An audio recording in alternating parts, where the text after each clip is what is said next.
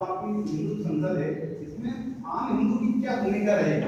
देखिए, आम हिंदू की भूमिका ये है कि कोई भी हिंदू आके इस वक्त की बात कह सकता है। अगर हिंदू रक्षा के लिए आप कुछ कहना चाहते हैं तो आपका स्वागत है। ये एक ऐसा मंच हम लोग बना रहे हैं जो संतों का और भक्त समाज का समन्वय हो। ये धर्म संसद हमेशा धर्माचार्यों की तरफ से आयोजित होती है।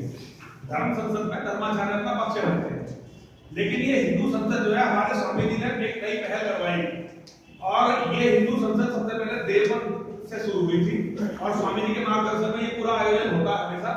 ये हमारा प्रयास ये है कि संत और आम हिंदू मिलकर अपनी रक्षा के लिए, देखिए हम लोगों के पास तो कुछ है जो है आपका है, बच्चे बनेंगे आप लोगों के बनेंगे, हम लोगों का क्या जाएगा, हमारा तो कुछ है। हमारे चेले भी जब बनते हैं, जब अपना अंतिम संस्कार कर देते हैं, पिंडदान कर देते हैं, हम लोगों को नुकसान नहीं है। ये लड़ाई आप लोगों की है, ये लड़ाई उनकी है जिनके घरों में बच्चे हैं, ये लड़ाई उनकी है जिनका भविष्य है।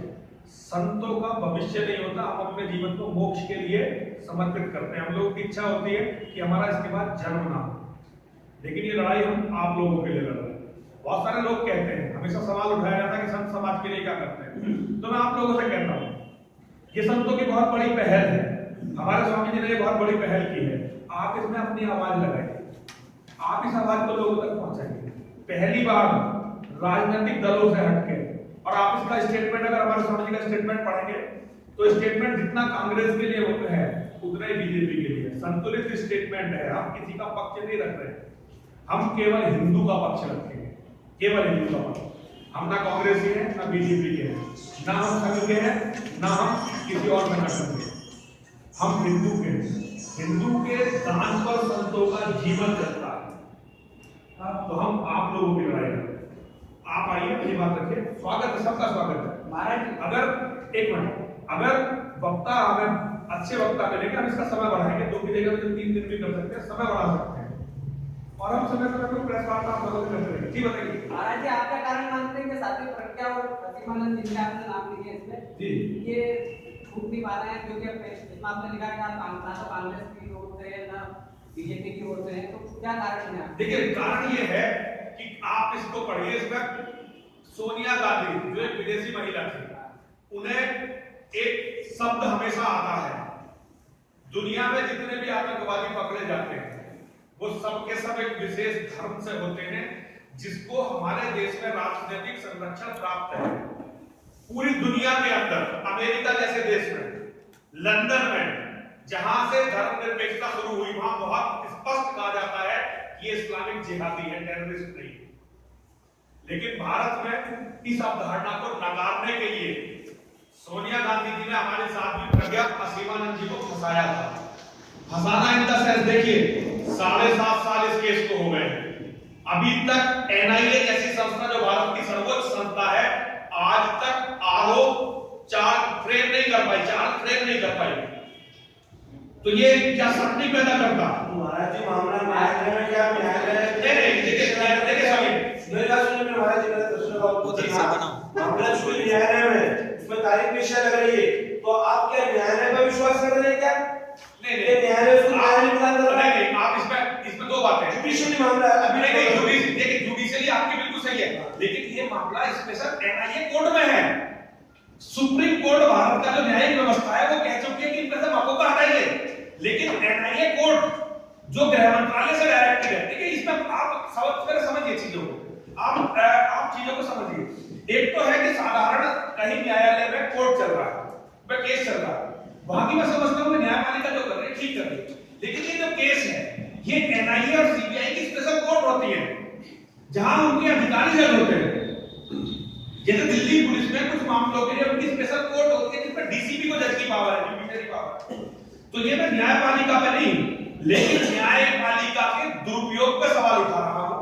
और देखिए, मैं भेज एक प्रताप से बातें, देखिए भारत का कानून जिस दिन बना था ये माना गया था कि 100 गुनहगार छूट जाएं, लेकिन एक बेगुनाह नहीं बचना चाहिए। ये हमारे कानून की जो है मूल भावना थी कि हम 100 गुनहगारों को छोड़ने को तैयार हैं, लेकिन एक बेगुनाह का हनन नहीं होना चाहिए। आप अपने दिल पर हाथ रख के बताइए, क्या इस केस में ऐसा ही हो रहा है?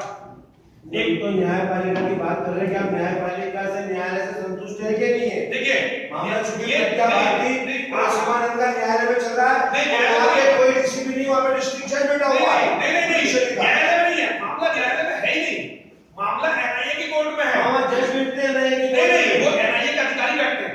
आपका कहना है कि आपको विश्वास नहीं उसमें? नहीं कोई विश्वास नहीं, जमाना चाहते हैं वाले। अच्छा देखिए सबसे बड़ा कारण है कैंसर की पीड़ित है वो और बहुत बीमार है। सरकार ने, मध्य प्रदेश की सरकार ने खुद उन्हें हॉस्पिटल में रखा हुआ है और सारा साधु समाज अपनी सारी संपत्ति की जमानत देने को तैयार है कि वो भाग के इस देश से बाहर नहीं जाएंगे। और हम दोनों स्वामी जी अपनी सारी संपत्ति, अपने पूरे मंदिर की और मैं अपने पूरे मंदिर की जमानत देने को तैयार हूं कि वो देश छोड़कर नहीं जाएंगे। आप उन्हें जमानत दिलवाने में हमारी मदद। अच्छा वकील करें महाराज जी, उसके लिए तो प्रयास कर रहे हैं, प्रयास कर रहे हैं। महाराज जी एक मुद्दा होती है इसमें कि राम जन्मभूमि से बड़ा मुद्दा आपके मानते हैं कि इस्लामी। हाँ बिल्कुल मैं मानता हूँ। मैं देखिए मैंने ये कहा है कि राम जन्मभूमि हमारी अस्मिता का, हमारी धार्मिक भावनाओं का सबसे ज्वलंत प्रश्न है।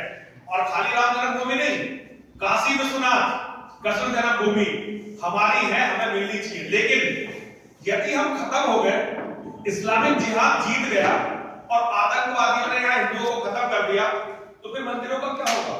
मंदिरों में पूजा करने बन जाएगा। तो हमारा मानना यह है कि आज हिंदू संगठनों को, सब लोगों को पहले इस्लाम की ये जो आतंकवाद की जो चुनौती है, इसकी तरफ पहले ध्यान देना चाहिए।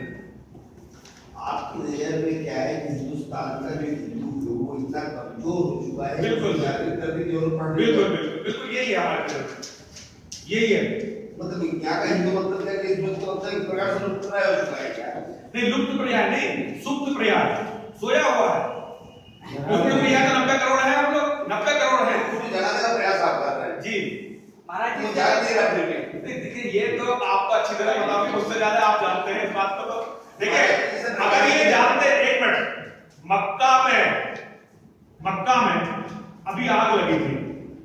आग लगने के 146 लोगों को उन्होंने दोषी पाया कि भाई आग लगी है, इसमें 146 लोगों का दोष है।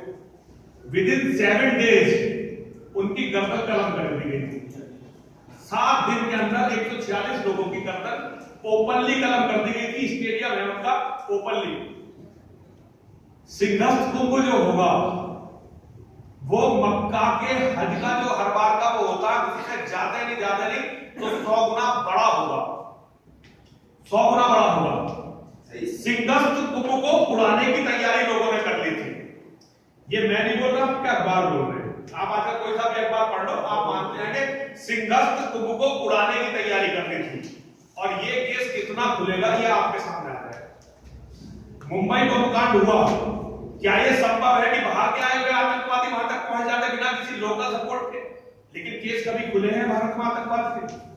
तो ये एक मुर्दा कौम के साथ ही हो सकता है। एक मुर्दा कौम ये सहन कर सकती है कि एक निर्दोष साध्वी 7.5 साल तक जेल में बंद रहे और सरकारें उस पर आरोप भी ना फ्रेम कर पाए, जबकि हमारा देश का नियम कहता है, न्यायिक व्यवस्था की, जब भैया जी ने बात की कि 90 दिन में अगर गवर्नमेंट आरोप नहीं फ्रेम कर पाती तो जमानत देने का आधार बनता है। लेकिन कुछ कानून है तो दुर्दांत आतंकवादियों पर लगने चाहिए, मकोका जैसे कानून, वो साध्वी पे लगा दिए गए, आर्मी के अफसर पे लगा दिए गए ताकि वो जेल से बाहर ना आए। और वो न्यायपालिका का मैटर नहीं है, वो कार्यपालिका का मैटर है। जैसे एक आपको उदाहरण देता हूं, कमलेश तिवारी जी का नाम आपने सुना होगा। पूरे मध्य प्रदेश में बड़े उनके विरोध में प्रदर्शन हुए। उन्होंने अभी हमारे यूपी में एक मंत्री है जो सुपर मुख्यमंत्री कहे जाते हैं, उनका नाम है आजम खान। आजम खान जी ने एक स्टेटमेंट दिया। आजम खान का स्टेटमेंट था कि भाई सारे संघी जो होते हैं, ये आरएसएस के लोग, ये समलैंगिक होते हैं। कमलेश तिवारी ने उसके काउंटर में कोई स्टेटमेंट दिया और अब ये प्रूव नहीं हुआ कि उन्होंने स्टेटमेंट दिया, कहीं भी ये प्रूव नहीं हुआ। विद इन 24 आवर्स ये आने में उनका रासुका लगा दी गई। जुडिशियरी ने उन्हें जमानत दे दी। कमलेश तिवारी जी को जुडिशियरी ने जमानत दे दी, लेकिन सरकार ने कहा नहीं, अभी आपको जमानत का हम छोड़ेंगे नहीं, आपका रासुका है। जहां आज कार्यपालिका एक तानाशाही की तरह आज न्यायपालिका का दुरुपयोग कर रही है। न्यायपालिका की मंशा पर सवाल नहीं है, लेकिन न्यायपालिका के दुरुपयोग पर सवाल है कि कमलेश तिवारी एक बयान दे के जेल में है, लेकिन मकबूल फिदा हुसैन हमारी भारत मां की नंगी तस्वीर बनाकर, भोले बाबा की नंगी तस्वीर बनाकर, माता सीता की नंगी तस्वीर बनाकर, हनुमान जी की नंगी तस्वीर बनाकर उसे अभिव्यक्ति का मामला बताते रहे। ये मेरी अभिव्यक्ति की स्वतंत्रता है कि मैं हिंदुओं की किसी देवी देवता, उन्होंने कभी भी जीसस मैरी की जो तस्वीर बनाई पूरे कपड़ों में बनाई, और किसी धर्म से रिलेटेड जो तस्वीर बनाई बड़ी सभ्यता से बनाई। वो ये कहते थे कि मैं नंगी तस्वीर केवल उनकी बनाता हूं जिनसे घृणा करता हूं, और घृणा किससे करते थे? हिंदुओं के देवी देवता। क्या दूसरे लोगों के पास ये अधिकार है कि वो मेरी धार्मिक भावना को इस तरह से आहत करें? जब मैं देखता हूं माता सीता की तस्वीर और हनुमान जी की कैसी तस्वीर कहते हुए शर्म आती है, तो क्या किसी चित्रकार को यह स्वतंत्रता होनी चाहिए? और दूसरी तरफ हमारा एक आदमी एक स्टेटमेंट पे जेल में भेज दिया, किसी ने स्टेटमेंट दे दिया किसी के खिलाफ। दूसरा मामला स्वामी यशवीर का हुआ मुजफ्फरनगर बगरा में, आप उनका जो टाइप करके देखा गूगल पे, एक स्टेटमेंट के लिए स्वामी जी पर आशुता लगी हुई है। एक स्टेटमेंट के लिए इन्होंने तो इस्लाम की बेइज्जती कर दी। मतलब आप अगर इस्लाम की किसी बात पर बोलेंगे तो आप पर रासुका लगेगी, हिंदुओं के लिए कुछ भी करेंगे उनके सिंहस्थ को उड़ाने की तैयारी कर लो। अब आप देख लेना कि कितने लोगों पर मकोका लगेगी, कितने लोगों पर रासुका लगेगी, ये आपके सामने आ जाएगा। महाराज जी, ये धर्म संसद ने मामले उठाने के बाद आगे क्या कार्रवाई की है? देखिए आगे की कार्रवाई कुछ नहीं, आगे हम केवल प्रस्ताव बना के गवर्नमेंट को भेजेंगे और सन्यासियों की जमात खड़ी करेंगे जो जगह जगह जाके इसका प्रचार करेगी कि भाई ये मामला है, और हम सरकार को प्रस्ताव भेजेंगे। हमारे पास कोई ऐसी ताकत नहीं है कि हम कुछ इसका आगे करेंगे, केवल प्रस्ताव पारित होंगे, केवल आवाज उठाई जाएगी और सरकार को भेज दिया जाएगा। महाराज जी, पिछली टीम हुई उसमें कितना मानते हैं कि सफलता मिली आपको? सफलता का तो ये है, सफलता तक अगर इसका सफलता का कोई पैमाना होता तो -250%, -250%, हम और पीछे गए हैं।